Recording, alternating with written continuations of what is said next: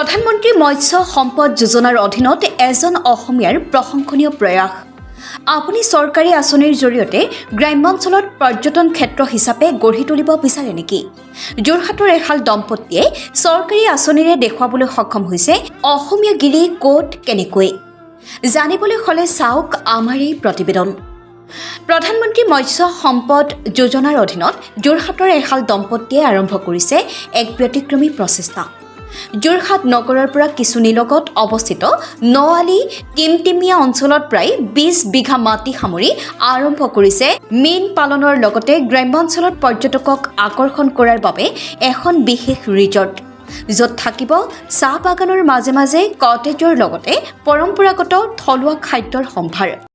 বহুত কষ্টৰ বলত আজি সাৰ্থকতাৰ দিনটো সাৰ্থক হৈছে বুলি আজি অনুভৱ হৈছে। বহুত কষ্ট কৰিলোঁ, কষ্ট কৰি আজি কোনোবা ৰাইজক উৎসৰ্গা কৰিবলৈ সক্ষম হৈছোঁ আৰু আপোনালোকক পাই নথৈ সুখী হৈছোঁ। আৰু মই ইয়াত হোমষ্টে কৰিব পাৰিব আৰু ৰেষ্টুৰেণ্ট হ'ব, ৰেষ্টুৰেণ্টত খাব পাৰিব, কটেজ হ'ব আৰু লোকেল ফিচাৰী মাছ ইয়াত ধৰি খাব পাৰিব আৰু এংলিং কৰিব পাৰিব, বটিং কৰিব পাৰিব আৰু এইবিলাক পাৰ্টি, বিবাহ পাৰ্টি, বাৰ্থডে পাৰ্টি চেলিব্ৰেশ্যন কৰিব পাৰিব।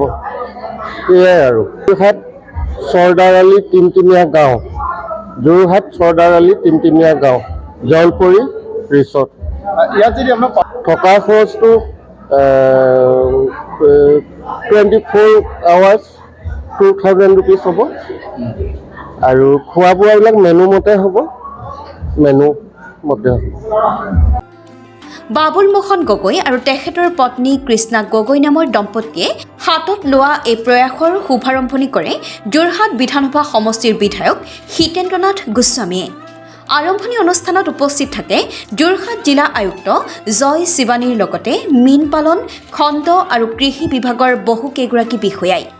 উল্লেখযোগ্য যে বাবুল গগৈ আৰু তেখেতৰ পত্নী মিলিত হৈ আৰম্ভ কৰা এই প্ৰয়াসে গ্ৰাম্যাঞ্চললৈ পৰ্যটকৰ আগমন নিশ্চিত কৰিব বুলি উপস্থিত ব্যক্তিসকলে মত পোষণ কৰে। যোৰহাটৰ পৰা অনুপম বৰা ৰিপৰ্টাৰ লাইভ অসম। মাননীয় মোদী ডাঙৰীয়াক অশেষ ধন্যবাদ যে তেখেতে এই ফিচাৰীবিলাক ডেভেলপ কৰা, অকল ফিচাৰী নহয় ইক' ফিচাৰী এই ডেভেলপ কৰাৰ কাৰণে তেওঁলোকে যথেষ্ট এটা ডাঙৰ পুঁজি দিছিল, প্ৰায় 1 কোটি টকাৰ ওচৰা-ওচৰি।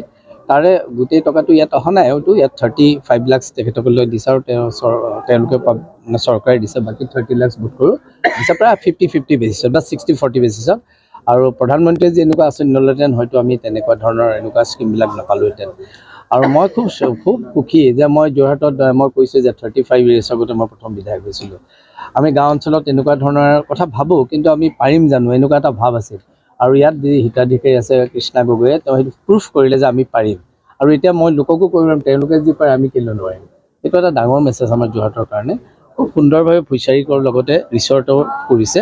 ইয়াত মানুহ আহি পেলাই থাকিবও পাৰে আৰু মানুহে দিনটো ইয়াত লেজাৰলি তেওঁলোকে ৰিলেক্স কৰিব পাৰে। চাহ বাগান আছে, ধুনীয়া মানে গছ-গছনি আছে আৰু পুখুৰীকেইটা বৰ ধুনীয়া পুখুৰী, তাত এংলিঙো কৰিব, বৰশীও বাব পাৰে। এই গোটেই সুবিধাখিনি দিয়াৰ কাৰণে মানে কৰি তোলাৰ কাৰণে যিটো চিন্তা চৰ্চা কৰিছে ফিচাৰী ডিপাৰ্টমেণ্ট প্লাছ হিতাধিকাৰী, তেওঁলোকৰ এই কাৰ্যত মই প্ৰশংসা কৰিছোঁ। আৰু মোৰ কাৰ্যকালত, দীঘলীয়া কাৰ্যকালত এনেকুৱা এটা গাঁৱত এনেকুৱা প্ৰজেক্ট প্ৰথমবাৰ আমাৰ মোৰ বোধহয় হৈছে, মানে য'ত গভৰ্ণমেণ্ট এণ্ড পাব্লিক ইনিচিয়েটিভ আছে।